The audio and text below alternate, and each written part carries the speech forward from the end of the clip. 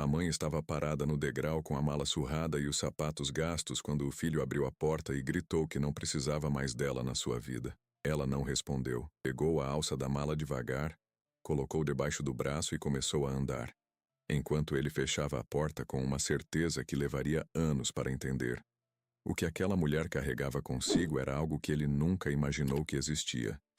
E quando o chão sumiu debaixo dos seus pés, já era tarde demais para qualquer palavra. Era uma tarde de quinta-feira em abril, quando Maria Luísa Carvalho Braga chegou ao condomínio pela última vez como mãe bem-vinda. O ônibus a deixara na esquina, como sempre. Ela caminhou os 4 quarteirões com a mala de couro debaixo do braço esquerdo e a sacola de plástico na mão direita. Dentro dela, um vidro de anti-hipertensivo que havia comprado na farmácia do bairro porque sabia que o filho esquecia de repor, e um pote de doce de leite feito no fogão à lenha da pensão onde estava hospedada, porque era o favorito dele desde os 7 anos. Maria Luísa tinha 65 anos. Cabelos brancos cortados curtos, uma blusa de botões azul marinho passada com capricho e sapatos de couro bege que o tempo havia desbotado nas bordas. Ela caminhava com passos medidos, sem pressa, com a postura ligeiramente encurvada de quem passou décadas se abaixando para alcançar os outros. Professores fazem isso, enfermeiras fazem isso, mães fazem sempre. O condomínio onde Hélio morava chamava-se Residencial Alameda Verde, apesar de não haver Alameda e não haver verde. Apenas um portão de ferro preto, câmeras de segurança e uma guarita com vidro fumê, do qual seu Geraldo Pinheiro, 68 anos, acompanhava o mundo passar. Geraldo era porteiro há 12 anos naquele prédio. Conhecia cada morador pelo andar e pelo carro, cada visita pelo horário e pelo rosto. Conhecia Maria Luísa de vista. Ela chegava quase toda semana. Geralmente às quintas ou sextas, sempre com sacola ou marmita, sempre cumprimentando com o mesmo sorriso firme e discreto de quem não quer incomodar. "Boa tarde, Dona Maria", ele disse apertando o botão da cancela. "Boa tarde, Geraldo", ela respondeu como sempre. "O senhor está bem?" "Estou, dona. O doutor está lá em cima, sim." Ela acenou com a cabeça e entrou. Geraldo a observou atravessar o pátio de pedra portuguesa em direção ao elevador. Havia algo diferente naquele dia, mas ele não conseguia nomear o quê. Talvez o ângulo dos ombros, talvez a forma como ela segurava a mala, mais próxima do corpo do que o normal, como quem protege algo que sabe que vai precisar defender. No apartamento do 12º andar, Hélio Braga estava com terno, gravata frouxe e celular na orelha, quando o interfone tocou. Fernanda, sua esposa, 32 anos, cabelos lisos e manicure feita naquela manhã, atravessou a sala sem tirar os olhos do notebook. Eles tinham jantar às 8. Reserva num restaurante italiano no Itaim, que Fernanda havia confirmado 3 vezes naquela semana. Era aniversário de 1 ano da clínica. Não era dia de visita não anunciada. Hélio desligou o telefone quando a campainha soou. Abriu a porta. Maria Luísa estava no degrau, a mala debaixo do braço, o pote de doce de leite visível dentro da sacola de plástico, os olhos levantados para o filho com aquela expressão que ele conhecia desde criança. Amor prático, sem adorno, sem exigência. O que aconteceu em seguida durou menos de 4 minutos. Hélio olhou para ela, depois para o relógio no pulso, depois para ela novamente. Algo se contraiu em seu rosto. Não raiva ainda, mas o antecedente da raiva, aquela irritação específica de quem considera o tempo mais valioso que qualquer outra coisa e se vê diante de uma interrupção não programada. "Mãe", ele disse. A palavra saiu sem calor. "Você não avisou que vinha."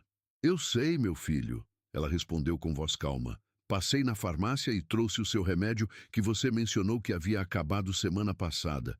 E fiz doce de leite." "Mãe", ele a interrompeu. A voz estava mais firme. "A Fernanda e eu temos um compromisso hoje à noite. Não é um bom momento." "Eu não vou demorar, Hélio. Só queria te ver. Foi aí que a porta ao fundo se abriu e Fernanda apareceu no corredor. Cruzou os braços. Não disse nada, mas o silêncio dela tinha contornos. Era um silêncio de quem espera que outra pessoa faça o que ela não quer ter que fazer. Hélio olhou para a esposa. Quando voltou os olhos para a mãe, havia tomado uma decisão. Olha, ele disse, e a voz desceu alguns graus de temperatura. Eu já conversei isso com você antes. Você não pode aparecer assim sem avisar toda semana. A Fernanda não se sente confortável e eu preciso que você respeite a nossa casa, a nossa vida. Não é difícil de entender. Maria Luísa não respondeu imediatamente. Ela ficou olhando para o filho, não com acusação, com aquela atenção particular das mães que passaram anos observando um rosto mudar, que conhecem cada expressão antes de ela se formar, que sabem distinguir o filho do homem que o filho se tornou. Depois, seus olhos desceram devagar pelo corredor, pela madeira escura do assoalho que ela nunca tinha pisado, pelo aparador de design que ela nunca tinha tocado, e então pararam em algo na parede. O diploma, dourado, com vidro, iluminado por um spot discreto no teto. Hélio Carvalho Braga, doutor em medicina, Universidade de São Paulo. O nome dela estava ali, no meio do nome dele, como uma costura invisível que ninguém havia pensado em puxar. Você sempre foi muito esforçado, ela disse, mais para si do que para ele. Mãe, Hélio repetiu desta vez com impaciência clara.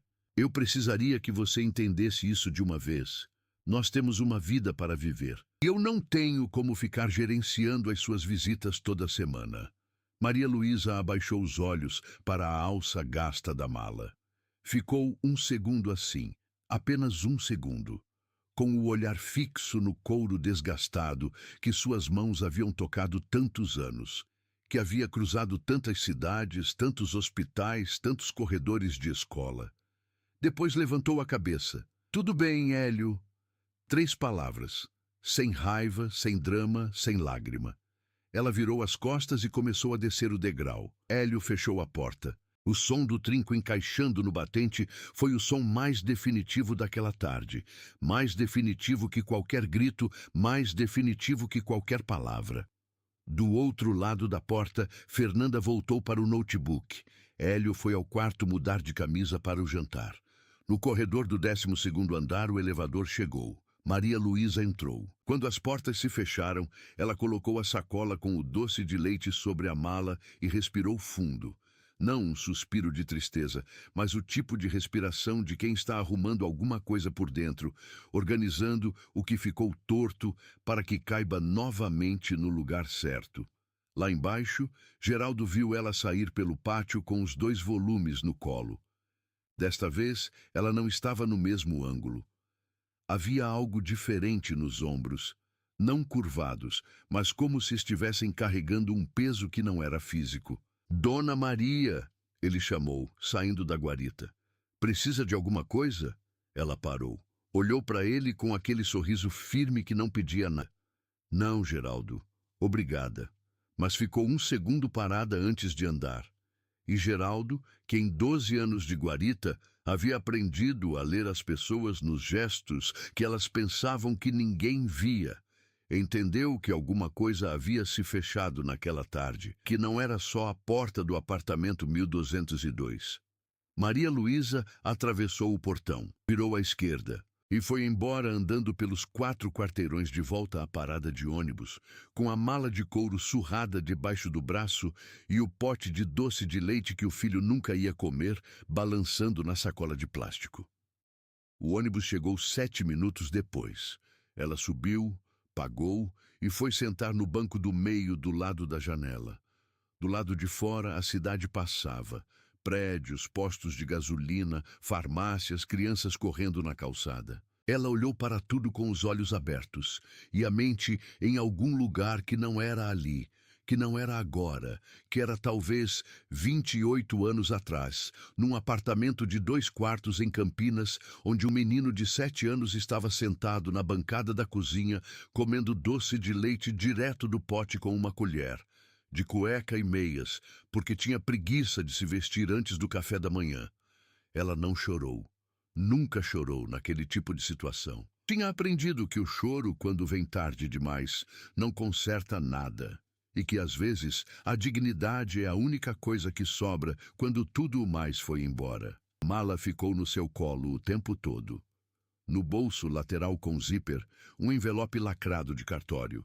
Grosso, amarelado, com a cera do lacre ainda intacta, que Maria Luísa carregava consigo havia 3 anos, sem jamais ter aberto na frente de ninguém. Ela encostou a palma da mão sobre aquele bolso, sentiu a rigidez do envelope por baixo do couro e fechou os olhos pelo tempo exato de uma parada de ônibus. Depois abriu e continuou olhando. A pensão Nossa Senhora das Graças ficava numa rua de paralelepípedo no bairro do Cambuí, entre uma padaria árabe e um consultório odontológico fechado há tanto tempo que as letras do letreiro haviam desbotado até a irreconhecibilidade. Era uma casa de 2 andares, pintada de amarelo claro, com vasos de samambaia na janela e uma placa de metal esmaltado azul na porta que dizia, com orgulho ligeiramente excessivo para o tamanho do estabelecimento, hospedagem familiar. Dona Cida. Dona Cida era Aparecida Monteiro da Silva, 58 anos, cabelos oxigenados de loiro que ninguém acreditava natural, avental de cozinha com bordado de girassóis e a voz do tipo que ocupa os cômodos antes de o corpo chegar. Ela havia transformado a casa da mãe em pensão depois que o marido foi embora e os filhos cresceram, e conduzia o lugar com uma combinação de rigor doméstico e afeto genuíno, que às vezes soava como contradição, mas nunca o era. As hóspedes de longo prazo, geralmente mulheres, geralmente em transição de alguma coisa, encontravam na pensão Nossa Senhora das Graças algo que os hotéis mais caros raramente conseguiam oferecer. O sentimento de que alguém, em algum cômodo próximo, se importava se você havia jantado. Maria Luísa havia chegado à pensão 6 semanas antes, com a mala de couro e 2 malas menores de rodinhas, depois de vender o apartamento onde havia morado sozinha os últimos 8 anos. O menor dos 3 apartamentos que havia habitado na vida, o único que havia comprado com dinheiro próprio depois de vender o maior, e que agora também havia ido embora por razões que ela não havia explicado à Dona Cida, além de precisei de capital para uma coisa. Ocupava o quarto 2 do 2º andar, uma janela dando para os fundos, uma cama de casal, uma escrivaninha de madeira maciça que cheirava a ser antiga e um armário de espelho que refletia a luz da tarde de um ângulo específico que deixava o quarto, por uns 20 minutos por dia, com uma luminosidade quase dourada. Naquele quarto, Maria Luísa desembalou a sua vida com a precisão de quem já fez isso muitas vezes. Livros de técnica em enfermagem na prateleira, uma fotografia pequena em moldura de plástico sobre a escrivaninha, ela e Hélio. Ele com uns 12 anos, os dois sentados num banco de praça. Ela sorrindo para a câmera e ele sorrindo para alguma coisa fora do enquadramento. Um caderno de capa preta que ela abria toda manhã e fechava antes de sair do quarto, e a mala de couro debaixo da cama, encostada na parede, como um animal que dorme, mas não some. As outras hóspedes fixas eram 3. Rosana Takahashi, 42 anos, professora de matemática em licença médica, depois de um esgotamento que ela descrevia com a precisão clínica de quem leu muitos artigos sobre o próprio sofrimento, mas ainda não tinha conseguido sentir sem colocar aspas. Comia devagar, falava pouco e lia romances policiais na varanda com uma xícara de chá que ficava fria antes de chegar à metade. Juliana Farias, 26 anos. Estagiária de direito que havia chegado de Porto Alegre 3 meses antes e tratava a pensão como dormitório universitário. Esquecia pratos na pia, ocupava o banheiro 40 minutos por dia e era de longe a habitante mais barulhenta. E também, paradoxalmente, a mais gentil, porque chegava em casa às 10 da noite com salgados para dividir e nunca perguntava se alguém queria antes de colocar na mesa. E havia seu Ernesto Cavalcante, 71 anos, o único hóspede masculino, ex-contador aposentado que havia pedido quarto na pensão depois que a filha vendeu a casa onde ele morava e comprou um apartamento pequeno que não tinha espaço para ele. Ele raramente falava sobre isso. Passava as manhãs lendo o jornal em papel. O único ser humano que Dona Cida conhecia que ainda assinava jornal. E às tardes, jogando paciência com cartas reais numa mesa da sala de visitas, com a seriedade de quem joga xadrez num campeonato. Foi nessa sala de visitas que Maria Luísa chegou naquela quinta-feira de abril, com a sacola de plástico ainda na mão e a mala no outro braço.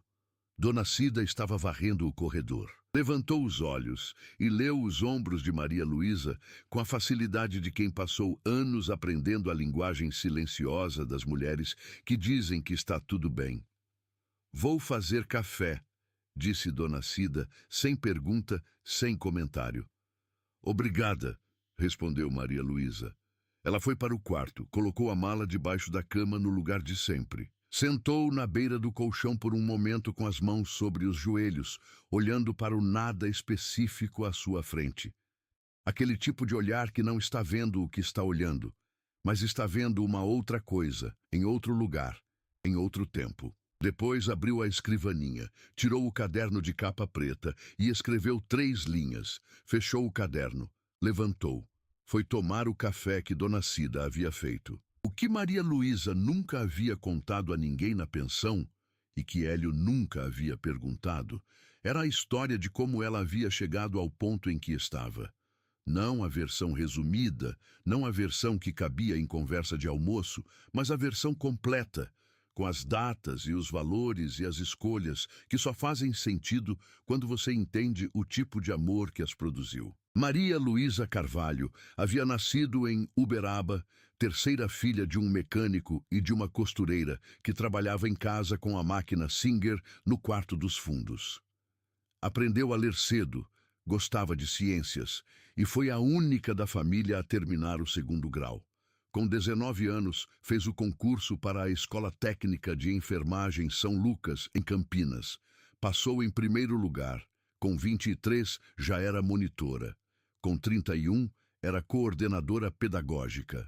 Com 42 anos, depois de um processo de reestruturação da escola, que incluiu 2 anos de negociação com a diretoria e a Secretaria de Saúde, Maria Luísa Carvalho Braga, porque havia casado, e já separada, porque o casamento havia durado 8 anos e terminado de forma civilizada, sem filhos além de Hélio, foi nomeada diretora.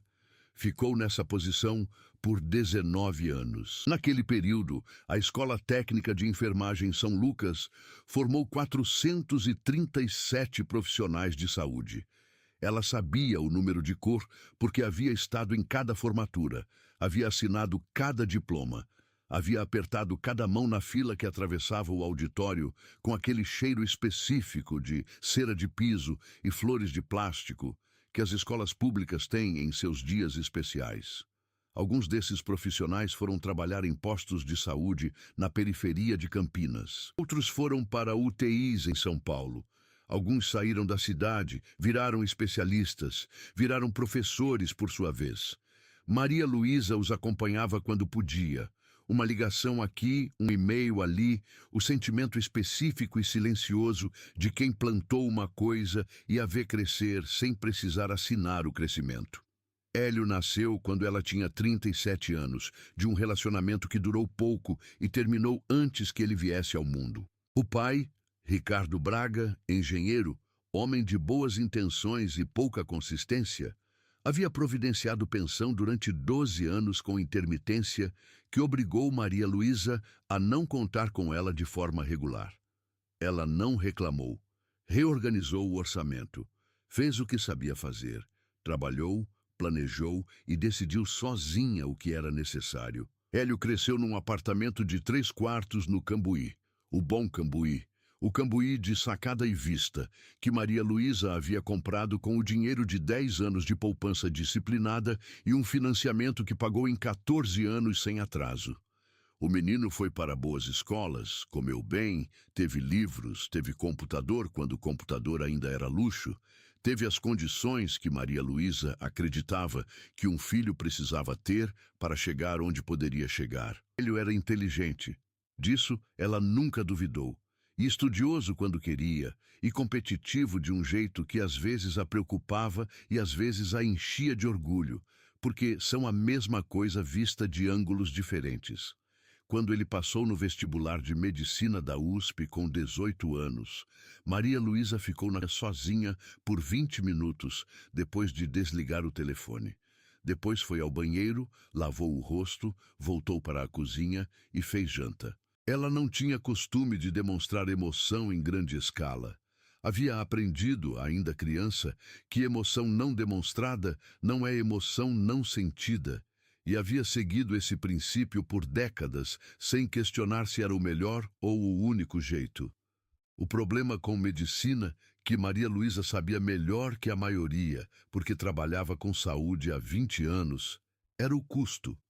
Não só da faculdade, que era pública e gratuita, o custo do resto, moradia em São Paulo, material, livros, congressos, especializações, o padrão de vida que um jovem médico em formação precisa manter para se inserir nos ambientes onde as oportunidades aparecem.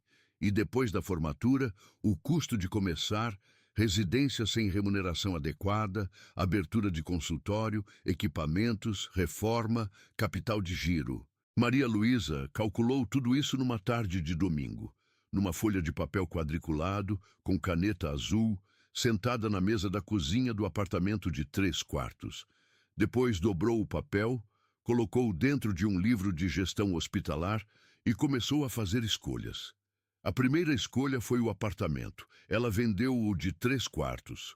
O bom, o de sacada, o que havia comprado com 10 anos de poupança. E comprou um menor, de 2 quartos, num andar mais baixo, num bairro um pouco mais distante. A diferença foi para uma conta específica, administrada por um advogado de confiança chamado Augusto Vilela, que ela havia conhecido durante uma audiência de concurso público havia 15 anos e que havia se tornado, com o tempo, algo entre consultor jurídico e confidente profissional. A segunda escolha foi a aposentadoria. Ela havia contribuído regularmente para a previdência privada desde os 32 anos, uma disciplina que muitos colegas admiravam e poucos imitavam. Quando completou 58 anos, havia acumulado o suficiente para aposentar-se antecipadamente com redução de benefício, mas com acesso imediato ao montante. Ela fez isso. Saiu da diretoria da escola com uma cerimônia simples, placa de homenagem, discurso curto, abraços, e transferiu o capital para a conta de Augusto. A terceira escolha foi a poupança. 22 anos de depósitos mensais, sem interrupção, em conta separada que ela nunca havia tocado porque havia prometido para si mesma, naquela tarde de domingo com a caneta azul na mão, que aquele dinheiro tinha um destino e um único destino.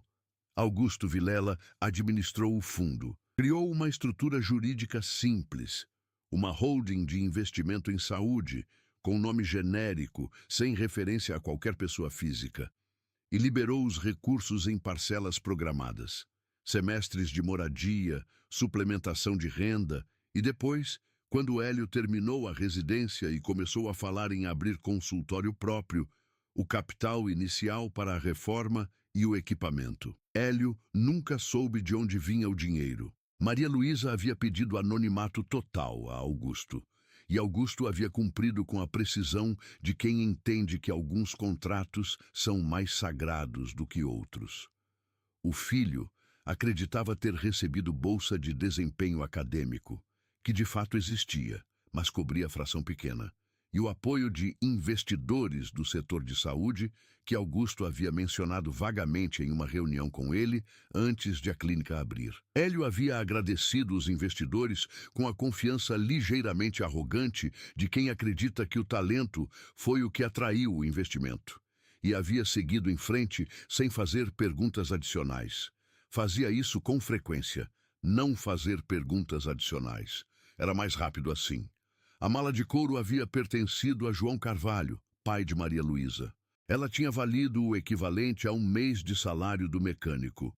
uma extravagância que ele se permitiu em 1971, quando vendeu um carro que havia recuperado do ferro velho e que havia usado em todas as viagens que fez na vida, que não foram suficientes. Quando ele morreu, a mala ficou com Maria Luísa, que a usou primeiro para levar suas coisas entre cidades e depois, quando parou de viajar tanto, como repositório do que não cabia em gaveta, mas precisava ficar perto. No bolso lateral com o zíper da mala, vivia o envelope. O envelope havia sido lacrado em março de 2 anos atrás, 3 semanas depois que Maria Luísa vendeu o segundo apartamento, o menor, o de 2 quartos, e transferiu o valor, conta de Augusto, para completar o capital da clínica de Hélio.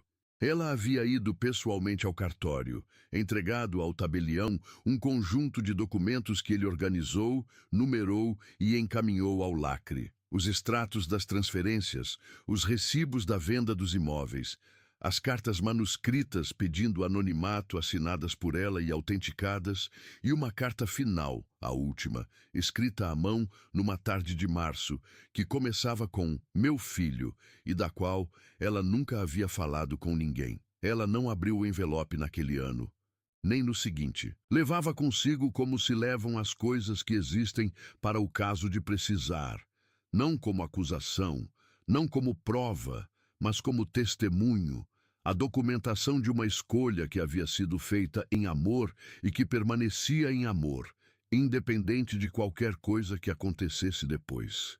Dona Cida, naquela noite de abril, bateu 2 vezes na porta do quarto 2 e entrou com uma tigela de sopa de mandioca que não havia sido pedida. "O café ficou frio enquanto você estava no quarto", ela disse, colocando a tigela na escrivaninha com uma colher.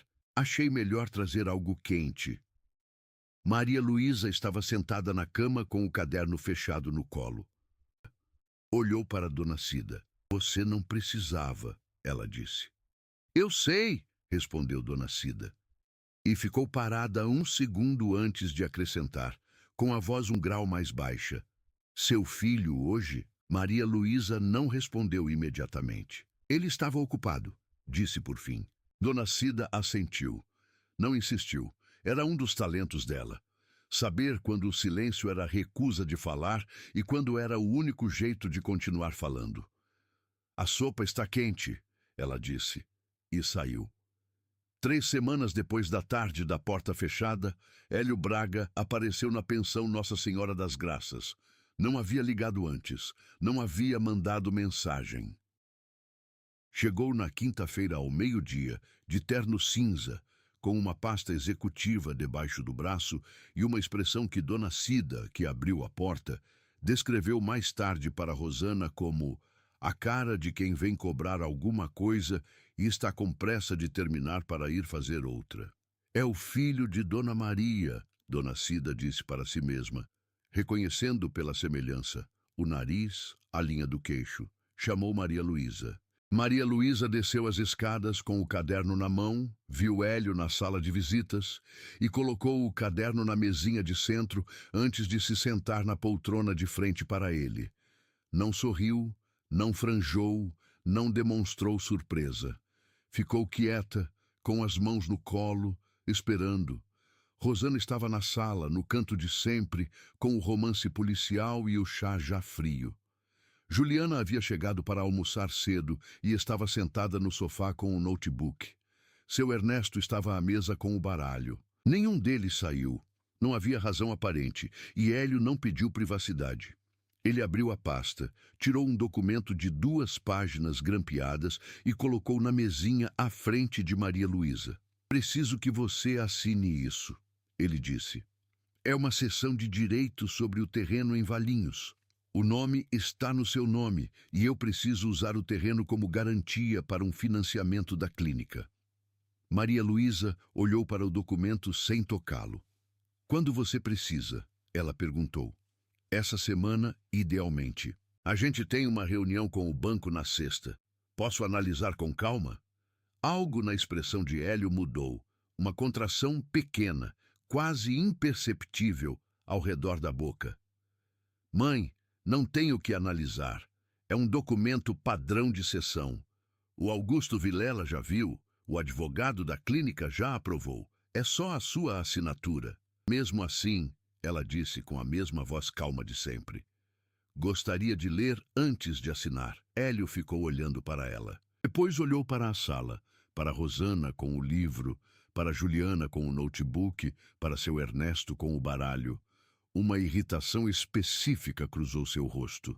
A de quem está acostumado a ter suas solicitações tratadas como urgências e se vê diante de uma resistência que não esperava.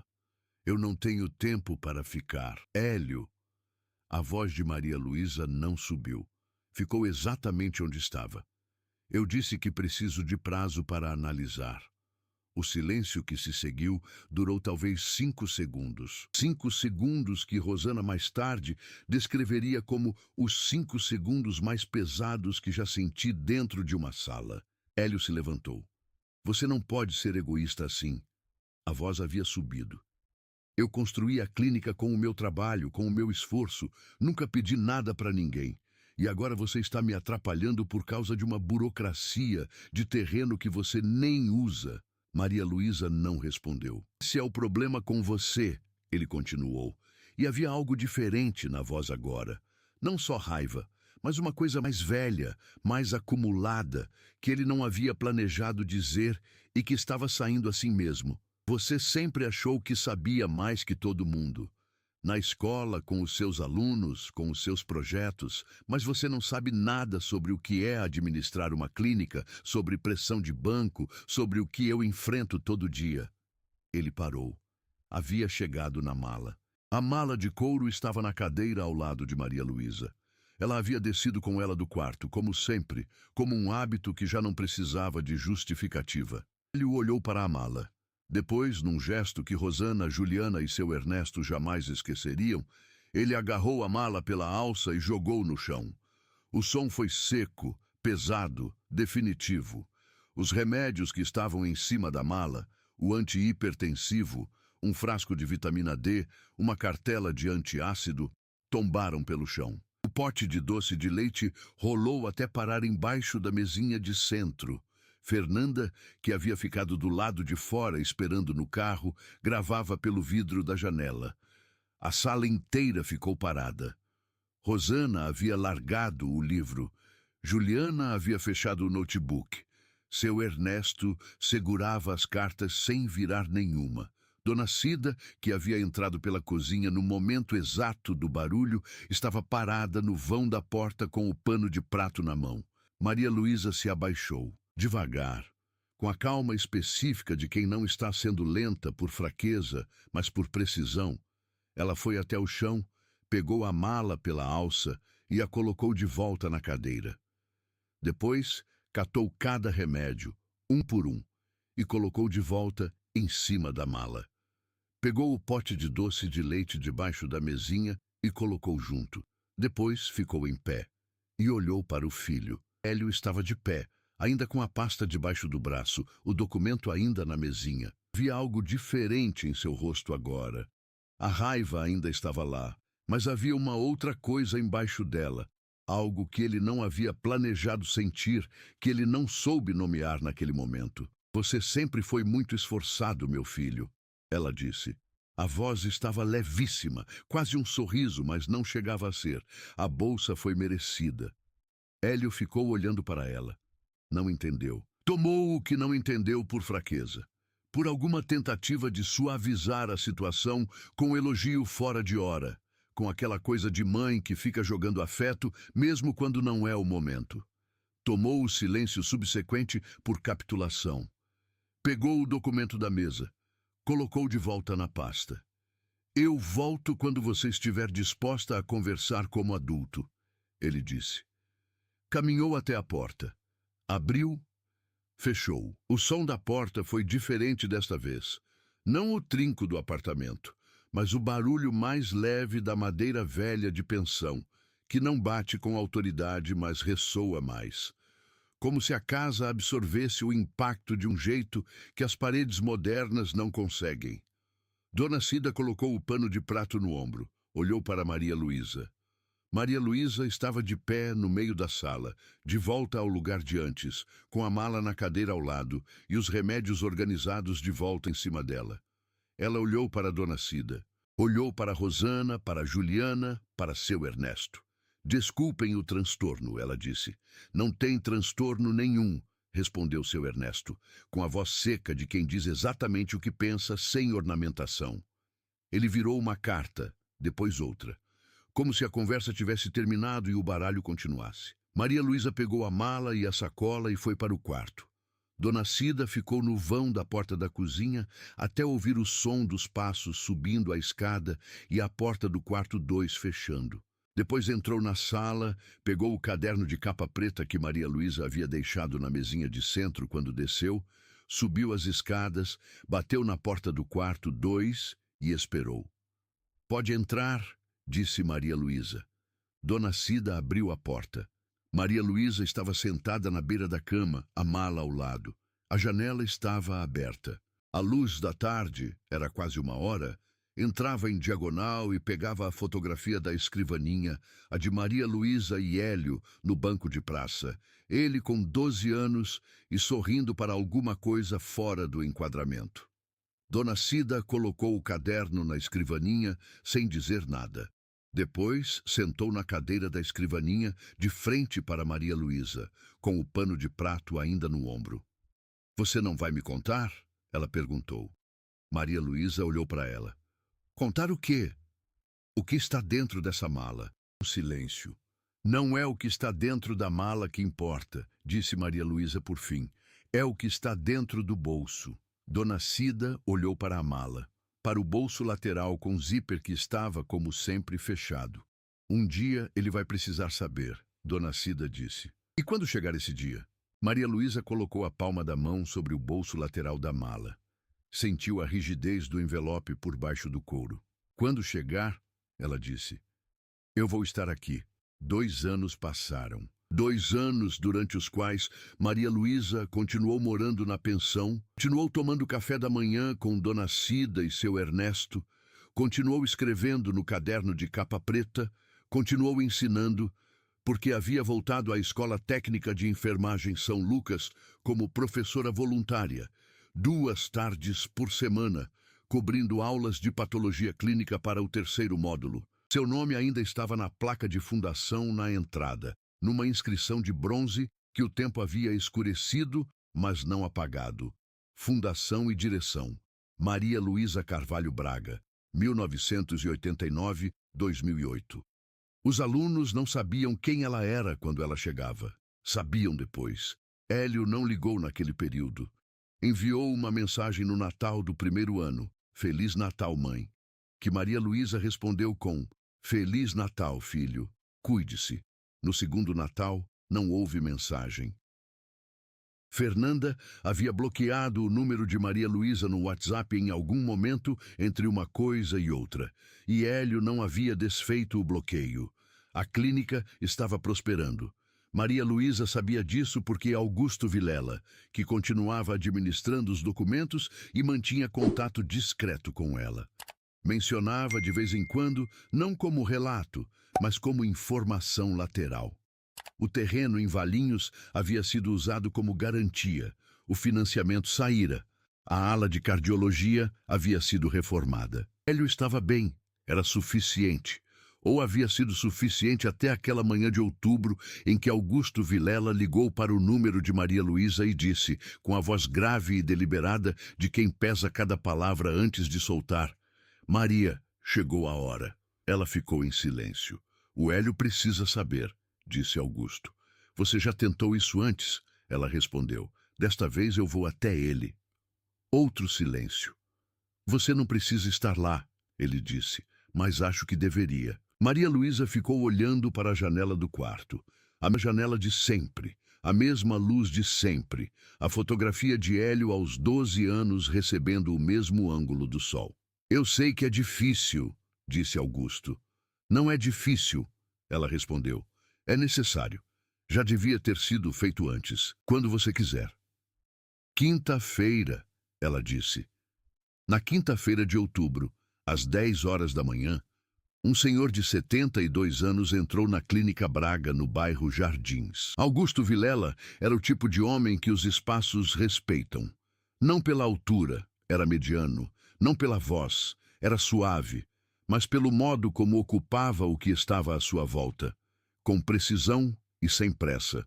Com a autoridade específica de quem passou décadas sabendo exatamente o que está fazendo e por quê.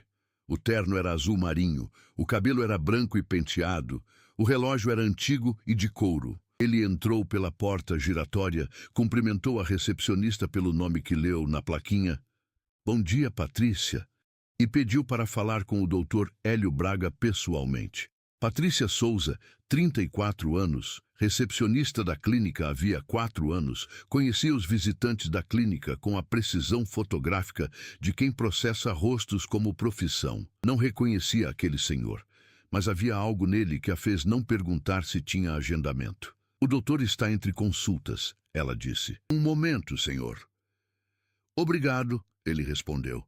E foi sentar na sala de espera com a mesma serenidade com que provavelmente fazia tudo. Havia 4 pacientes esperando, 2 homens de meia idade com aquela expressão específica de quem não está com dor, mas está preocupado.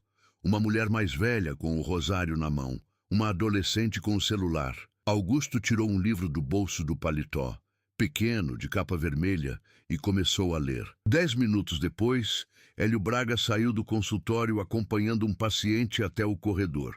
Estava de jaleco branco com o nome bordado, estetoscópio no pescoço, ar de quem já tinha a cabeça no próximo atendimento. Patrícia o abordou antes que ele pudesse entrar de volta. "Doutor, tem um senhor querendo falar com o senhor pessoalmente. Disse que é assunto urgente e particular." Hélio franziu a testa. Olhou para a sala de espera. Augusto havia fechado o livro e estava olhando para ele com uma expressão que não era urgência, mas que tampouco era a expressão de quem pode esperar. "Quem é?" Hélio perguntou em voz baixa. "Augusto Vilela", respondeu Patrícia, lendo o cartão que o senhor havia lhe entregado. "Disse que o senhor conhece o nome." Hélio ficou parado. Conhecia, sim. Era um nome que havia aparecido anos atrás, associado ao fundo de investimento. O homem que havia dito ser o gestor dos investidores que haviam financiado os estudos e a clínica. Hélio havia se encontrado com ele uma única vez, antes da abertura, numa reunião breve e formal, da qual havia saído com a documentação do capital em mãos e a confirmação de que os investidores preferiam anonimato. Havia achado normal. Era assim no setor. Capital que não quer aparecer, mas quer retorno. E o retorno, no caso, era participação futura nos lucros da clínica, que nunca havia chegado a ser cobrada. Hélio percebeu naquele segundo no corredor que nunca havia perguntado por que o retorno nunca foi cobrado. "Manda ele para a sala de reuniões", ele disse a Patrícia. "Eu vou em 5 minutos." A sala de reuniões era pequena, com mesa para 6 pessoas, uma janela para o pátio interno e uma planta que Patrícia regava todas as segundas e que crescia com obstinação. Augusto Vilela ficou de pé quando Hélio entrou, e os dois se cumprimentaram com o tipo de aperto de mão que contém informação. Firme, direto, sem calor, mas sem frieza. "Doutor Braga", disse Augusto sentando, "obrigado por me receber." "Claro." Hélio fechou a porta. Sentou do outro lado da mesa. "Faz muito tempo." "Faz." Augusto colocou a pasta sobre a mesa, mas não a abriu imediatamente. "Eu deveria ter vindo antes, mas havia um pedido de espera que eu honrei por mais tempo do que devia." Hélio olhou para ele. "Pedido de quem?" Augusto abriu a pasta. Eram muitos documentos, extratos, recibos, cartas. Ele os colocou sobre a mesa com cuidado, não de uma vez, mas um por um, como quem constrói alguma coisa antes de mostrar o que é. "O senhor se lembra do fundo de investimento em saúde?" disse Augusto. Não era pergunta. "Lembro. Ele tinha uma única fonte de capital." Hélio esperou. "Uma única pessoa física", disse Augusto, "que pediu anonimato absoluto porque sabia que o senhor recusaria se soubesse a origem." O corredor lá fora estava quieto. Através da janela, uma pomba pousou na beira do pátio e ficou parada, olhando para o chão com aquela concentração específica dos pombos que não sabem que estão sendo observados. Quem? Hélio perguntou. A voz estava diferente, mais contida do que devia. Augusto virou o primeiro documento. Era um extrato bancário. O nome na conta, no cabeçalho, estava circulado a caneta azul. Maria Luísa Carvalho Braga. Hélio ficou olhando para o documento. Não disse nada. Augusto continuou. O apartamento de 3 quartos no Cambuí foi vendido em 2001. A diferença entre a venda e o imóvel menor que ela comprou em seguida foi para o fundo. Ele virou outro documento. A aposentadoria antecipada foi solicitada em 2003, com perda de 32% do benefício para liberar o capital acumulado. Outro documento. A poupança, 22 anos de contribuições mensais, sem interrupção, mais um. E o segundo apartamento, vendido em 2019 para completar o capital da abertura da clínica. Hélio não havia se mexido. Patrícia, do lado de fora, havia chegado até a porta da sala com um copo de água que ninguém havia pedido. Ela ouviu o silêncio dentro da sala. O tipo específico de silêncio que sente diferente do lado de fora, mais pesado, mais cheio. E voltou sem bater. O senhor nunca perguntou a origem com mais detalhe, disse Augusto. Não havia acusação na voz. Era uma observação. E ela nunca disse porque havia pedido para que não fosse dito. Mas chegou o ponto em que eu não posso mais honrar esse silêncio. Hélio abaixou o olhar para os documentos. Eram reais. A qualidade do papel, os carimbos de cartório, os números que batiam com sua memória sobre os valores recebidos. Não havia maneira de fingir que eram outra coisa. Por que ela fez isso? A voz de Hélio saiu diferente do que ele planejou. Mais baixa, com uma rachadura que ele imediatamente tentou conter. Porque era sua mãe, respondeu Augusto. E havia algo na simplicidade da frase, sem ornamento, sem ironia, apenas o fato nu, que não precisou de mais nada. Hélio ficou olhando para a mesa.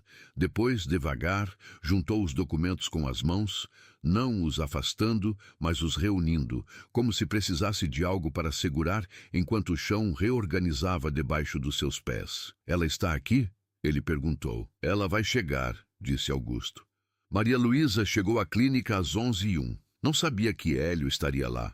Havia combinado com Augusto de se encontrar na clínica para assinar, juntos, um documento de encerramento formal do fundo. Uma formalidade jurídica que havia sido postergada por 2 anos e que agora precisava ser resolvida. Era um encontro administrativo. Ela havia trocado de roupa antes de sair da pensão. Não a blusa de botões azul marinho do dia de abril, mas uma blusa cor de creme com botões de madrepérola que Dona Cida havia lavado e passado na semana anterior. Os sapatos continuavam os mesmos bege desbotados, e a mala de couro estava debaixo do braço esquerdo. Patrícia a viu entrar pela porta giratória e sentiu alguma coisa se encaixar sem saber exatamente o que. A mala, o rosto, o nome bordado no jaleco do doutor que ela vinha lendo há 4 anos, o mesmo sobrenome. Maria Luísa se aproximou da recepção. Boa manhã, ela disse. Eu tenho um encontro com o doutor Augusto Vilela aqui. Ele está na sala de reuniões? Disse Patrícia, com a voz ligeiramente diferente do normal. Pode ir direto, é o primeiro corredor à esquerda. Obrigada. Maria Luísa começou a andar. E foi aí que Hélio saiu da sala de reuniões. Ela o viu do corredor. Ele a viu da porta da sala. Os dois pararam. Havia pacientes na sala de espera. Havia Patrícia na recepção. Havia Augusto de pé dentro da sala de reuniões, que havia parado quando ouviu os passos no corredor. Havia um silêncio que não era ausência de som, porque o ar-condicionado continuava funcionando, e havia uma consulta do outro lado de uma parede e um telefone tocando na recepção. Mas era a ausência de tudo o que não fosse aquele corredor, aquela mulher, aquele homem. Hélio olhou para a mala, olhou para o rosto da mãe. Aquele rosto que ele havia visto toda a vida, que havia aprendido a ler como se lê o próprio nome, que havia decidido, em algum ponto dos últimos 2 anos, que não precisava mais olhar. Maria Luísa não disse nada. Colocou a mala sobre o balcão da recepção, ao lado de Patrícia, que ficou muito quieta. Abriu o bolso lateral com zíper. Tirou o envelope lacrado de cartório, grosso, amarelado, com o lacre de cera ainda intacto, e o estendeu para o filho. Sem palavras, sem explicação, sem pedido, apenas o envelope. Hélio não pegou imediatamente. Ficou olhando para o envelope, para a mala, para o rosto da mãe. 3 coisas num triângulo que ele demorou 3 segundos para entender que havia existido a vida toda e que ele simplesmente não havia olhado para ele. Do lado de fora, pelo vidro da porta giratória, um carro parou em fila dupla na frente da clínica. Era o carro de Fernanda. Fernanda desceu porque havia chegado mais cedo do que o planejado para uma reunião de parceria que Hélio havia marcado. Entrou pela porta giratória. Viu o marido no corredor. Viu a mala no balcão. Viu a mulher de blusa cor de creme com a mão estendida. Parou na entrada. Hélio pegou o envelope. O lacre estava intacto. Patrícia viu. Fernanda viu. Augusto viu da porta da sala. Intacto por 3 anos, carregado numa mala por 3 anos, esperando. Ele rompeu o lacre. Dobrou a aba. Tirou os papéis. Eram muitos, organizados por clipes, numerados à caneta. Começou a ler o primeiro. E quando chegou à metade da primeira página, ao primeiro extrato, com o nome circulado em azul, com o valor que ele reconhecia de uma memória que acreditara ser outra coisa. Hélio Braga sentou no chão da própria recepção da própria clínica, com os papéis nas mãos. Não foi uma queda. Não foi um desmaio. Foi o tipo de movimento que o corpo faz quando as pernas decidem que não tem mais o mesmo papel que tinham 1 segundo antes. Uma descida lenta, controlada, até o chão de porcelanato bege da recepção, com os papéis ainda na mão e os olhos ainda lendo. Os 4 pacientes na sala de espera ficaram em silêncio absoluto. A mulher do rosário parou de rezar. Patrícia foi buscar água. Ninguém havia pedido. Fernanda ficou parada na entrada, sem conseguir avançar e sem conseguir recuar, com a bolsa no ombro e os olhos indo do marido no chão para a mulher de pé no corredor e de volta para o marido no chão. Maria Luísa ficou em pé, não se agachou, não se aproximou. Ficou onde estava no corredor, com os braços ao lado do corpo e a mala de volta debaixo do braço, com a mesma postura de sempre. Não rígida, mas ereta, com a dignidade específica de quem passou décadas aprendendo que ficar de pé não é orgulho, é resistência. Augusto saiu da sala de reuniões e ficou no vão da porta com a pasta fechada, sem dizer nada. Hélio leu. Leu cada documento, cada extrato, cada recibo. Cada carta manuscrita com a caligrafia que ele conhecia desde que aprendera a ler. A letra redonda e inclinada de Maria Luísa Carvalho Braga, a letra que havia escrito bilhetes na lancheira, listas de supermercado, cartões de aniversário. A mesma letra que havia, 22 anos antes, escrito a primeira carta ao administrador do fundo pedindo anonimato e que havia 3 anos atrás escrito a última carta, aquela que começava com "meu filho" e que Hélio agora estava lendo no chão da recepção da sua clínica. Patrícia voltou com o copo de água. Ficou parada a 1 metro de distância, sem saber se devia se aproximar mais. Hélio terminou de ler. Ficou parado. No chão, com os papéis no colo e o copo de água que Patrícia havia colocado ao lado, ele ficou parado por um tempo que depois ninguém conseguiu estimar com precisão. Não foi muito, provavelmente, mas foi o tipo de tempo que não se mede em peso. Quando finalmente levantou o olhar, foi para a mãe. Maria Luísa estava olhando para ele, não com triunfo, não com acusação. Com aquela atenção particular que ele havia visto a vida toda e que nunca havia parado para nomear, o olhar de alguém que passou décadas olhando para você e que não precisou que você olhasse de volta para continuar. Hélio abriu a boca. Não saiu nada. Fechou. E então, pela primeira vez em 2 anos, e talvez em muito mais do que 2 anos, alguma coisa no rosto dele cedeu. Não todo ele, não de uma vez, mas um canto, um ângulo, como quando uma parede de contenção tem uma pequena falha e a água encontra o caminho. Ele baixou a cabeça e chorou. Não da forma que ele imaginou que choraria se alguma vez chorasse na frente de alguém. Não alto, não de modo que enchesse a sala e exigisse atenção. Chorou devagar, com a cabeça baixa e os papéis no colo, com o tipo de choro que não tem performance porque não foi planejado, que vem de um lugar que a pessoa não sabia que ainda existia. Patrícia voltou discretamente para trás do balcão. A mulher do rosário havia voltado a rezar, mas em voz muito baixa, quase sem mover os lábios.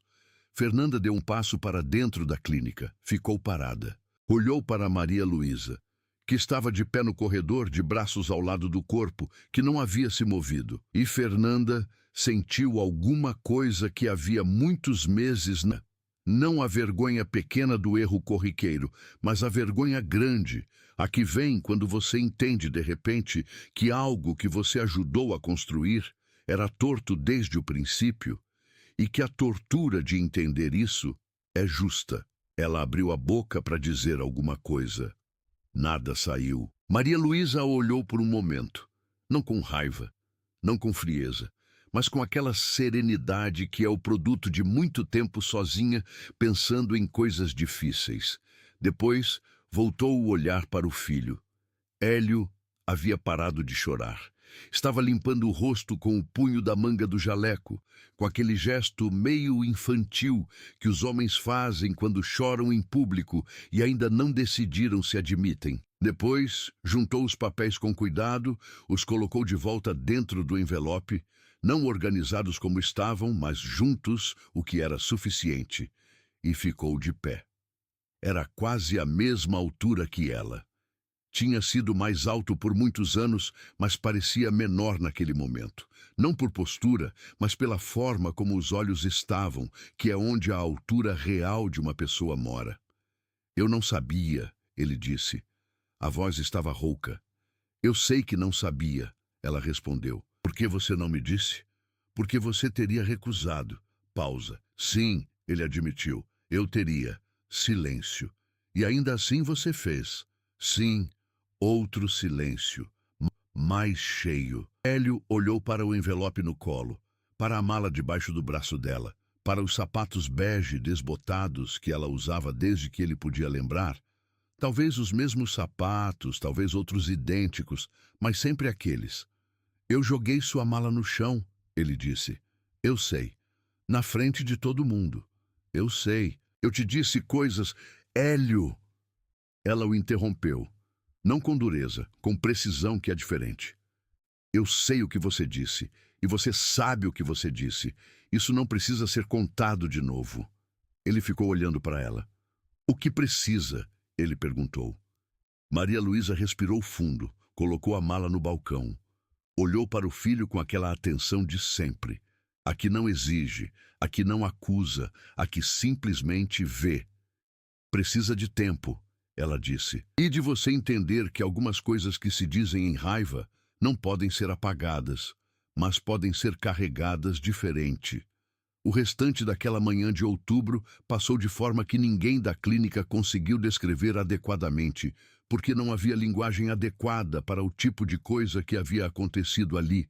Não um escândalo, não uma crise, mas uma revelação, que é diferente de ambos, porque uma revelação não destrói, ela reorganiza. Augusto Vilela ficou na sala de reuniões, enquanto Hélio e Maria Luísa ficaram no corredor mais uns 15 minutos, conversando em voz baixa.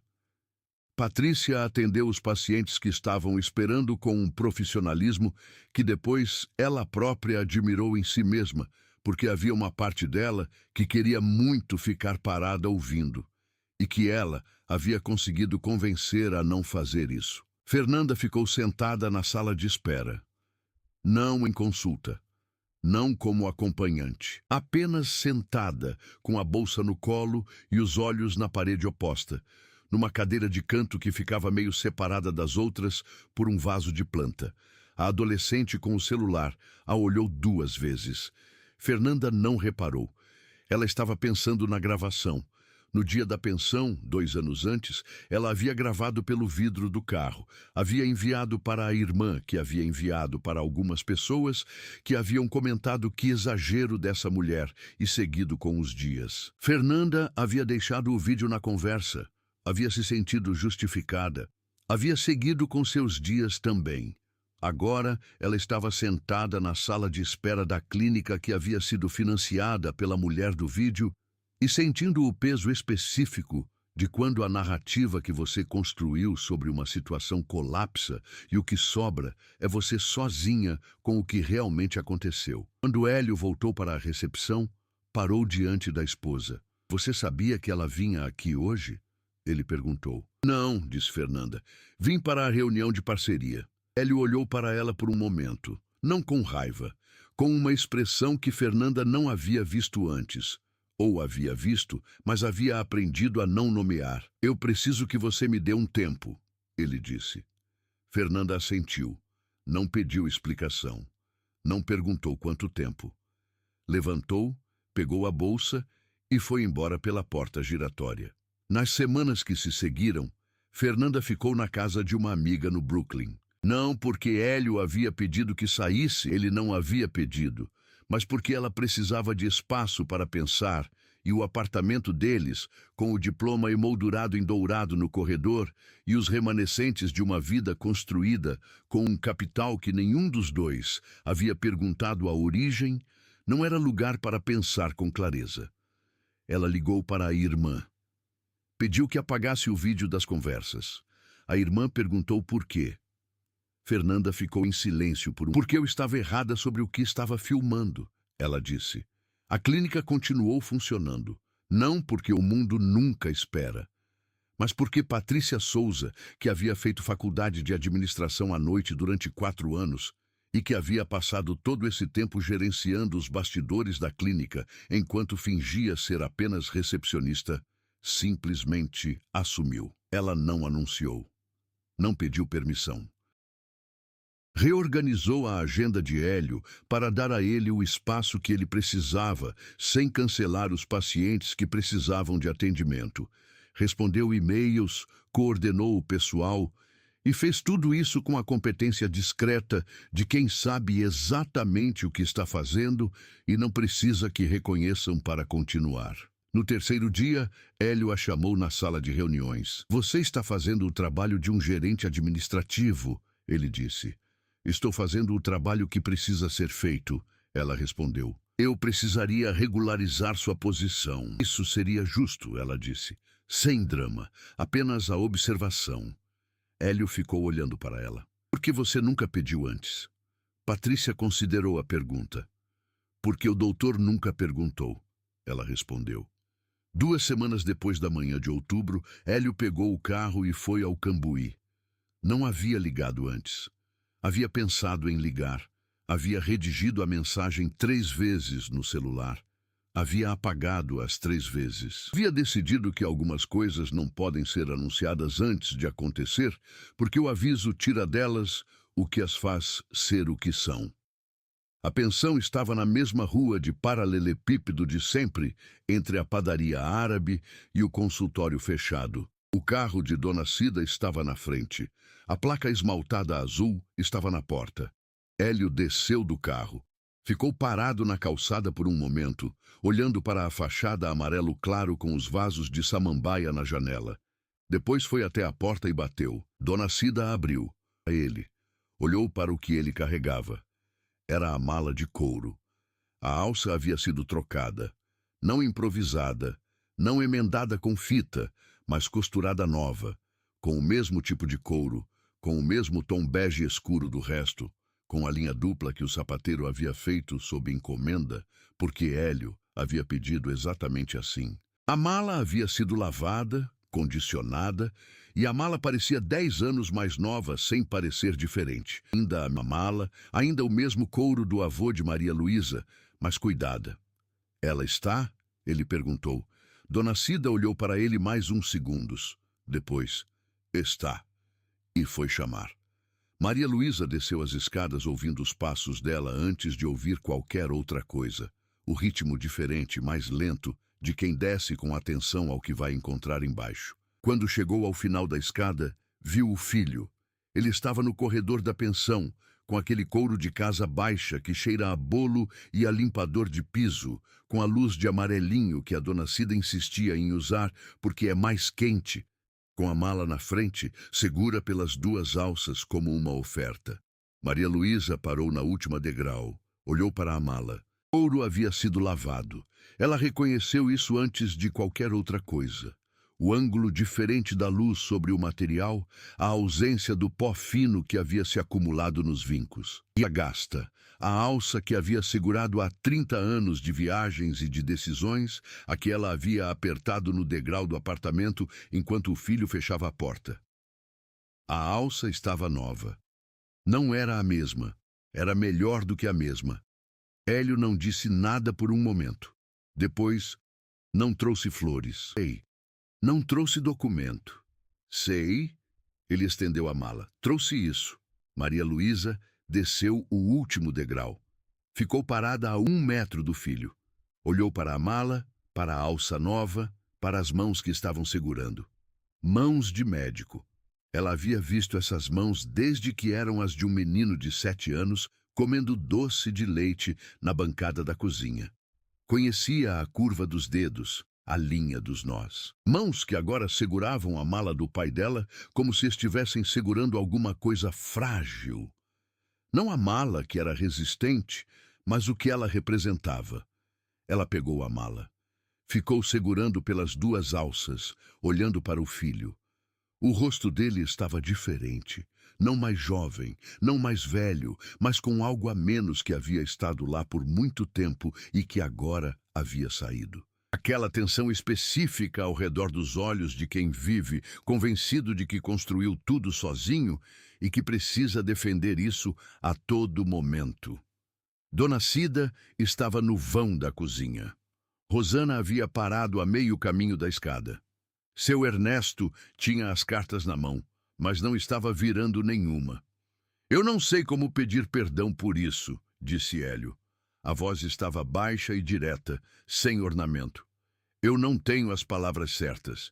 Ninguém tem, disse Maria Luísa. Eu disse que você era egoísta, disse. Eu joguei. Hélio, ela o interrompeu com a mesma precisão de antes. Eu ouvi. Você ouviu. Não precisa ser repetido para ser real. Ele ficou olhando para ela. O que você precisa de mim? Ele perguntou. Havia algo diferente na pergunta.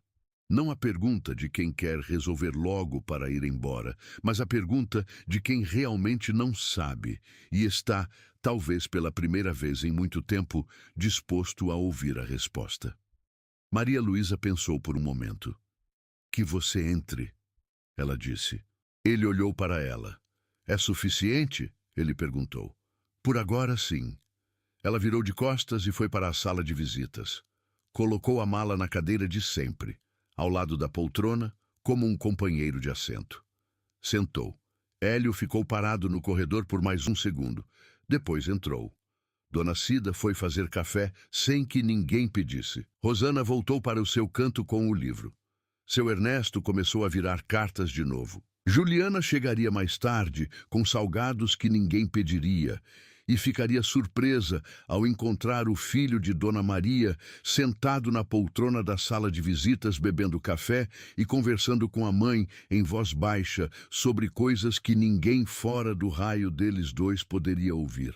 E às vezes, quando o que foi dito em raiva não pode ser apagado, o único começo possível é esse: um passo, uma porta aberta e tempo suficiente para aprender o peso daquilo que você nunca perguntou. 1 ano e 3 meses depois da manhã de outubro na clínica, a Escola Técnica de Enfermagem São Lucas realizou sua cerimônia de formatura do 3º módulo do ano. O auditório cheirava, como sempre, a cera de piso e flores de plástico.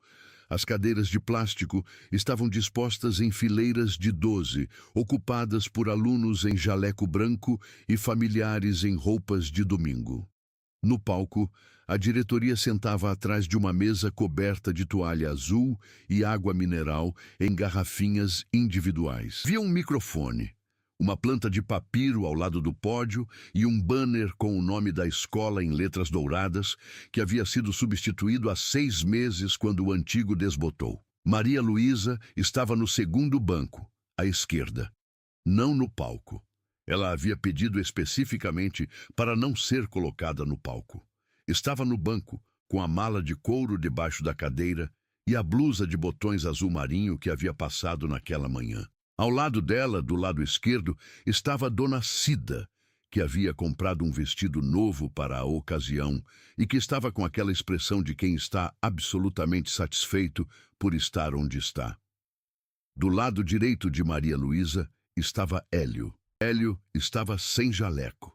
Havia deixado na clínica, que ficava a 20 minutos dali, onde Patrícia agora era diretora administrativa com contrato e salário regularizados. Estava de terno cinza, o mesmo do dia da pensão, mas havia algo diferente em como ele o usava. Não o terno havia mudado, mas a postura embaixo dele. Menos tensão nos ombros, menos pressa no olhar. Fernanda estava ao lado dele, do outro lado. Ela havia voltado para casa 6 semanas depois de ir para o Brooklyn. Não havia sido imediato nem fácil. Havia conversas que precisaram acontecer, algumas delas difíceis, algumas delas mais longas do que qualquer um havia planejado. Ela havia ligado para Maria Luísa num sábado de manhã, havia pedido um encontro, havia ido à pensão numa tarde de dezembro e as duas haviam ficado sentadas na sala de visitas bebendo chá. Dona Cida havia providenciado o chá sem que ninguém pedisse, por quase 2 horas.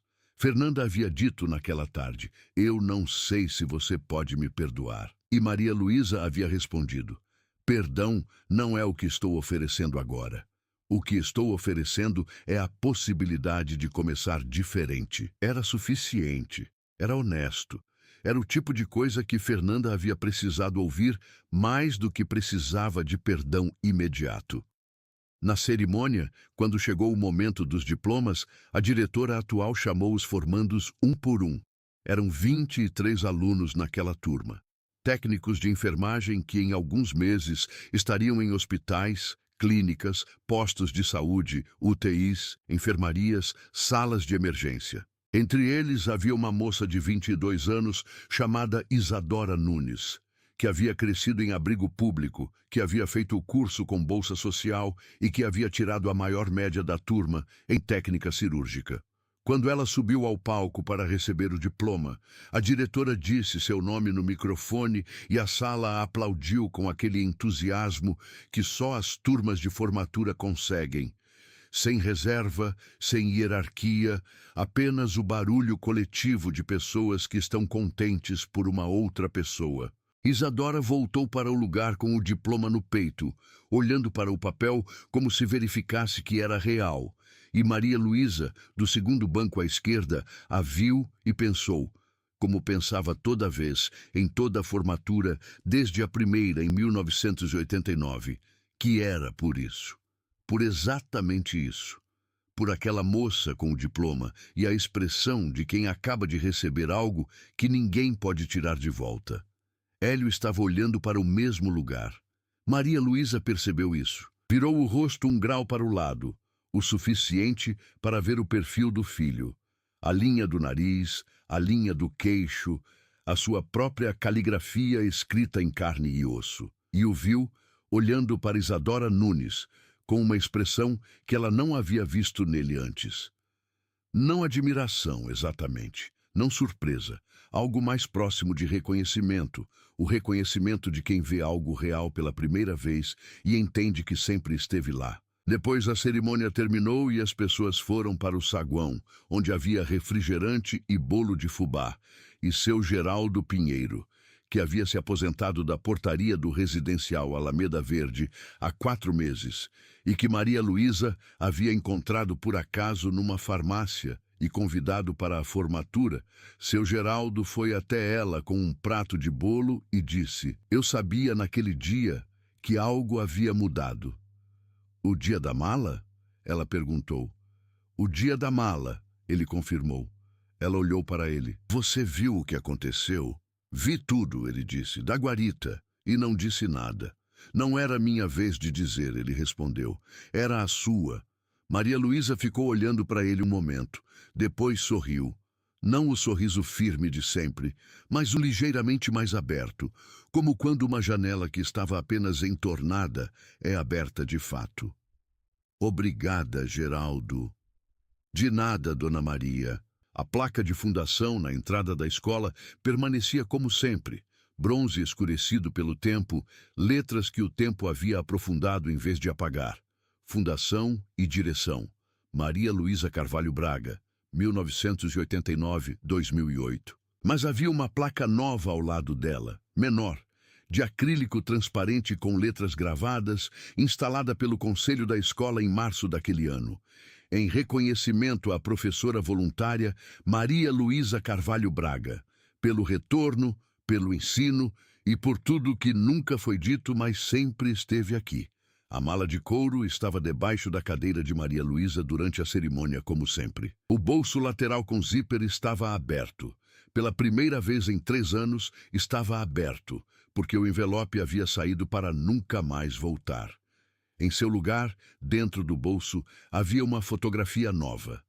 Hélio e Maria Luísa sentados num banco de praça, ela sorrindo para a câmera. Desta vez, ele também estava sorrindo para a câmera. Família não é quem te dá a vida. Família é quem faz sua vida valer a pena. Família é quem fica quando não sobra mais nada. E família é quem volta, mesmo tarde, mesmo com palavras que não se apagam, mesmo sem saber exatamente o que dizer. Família é a porta que você abre quando podia manter fechada. E às vezes, o amor maior não é o que se declara, é o que se carrega em silêncio numa mala de couro surrada durante todos os anos que o outro não perguntou.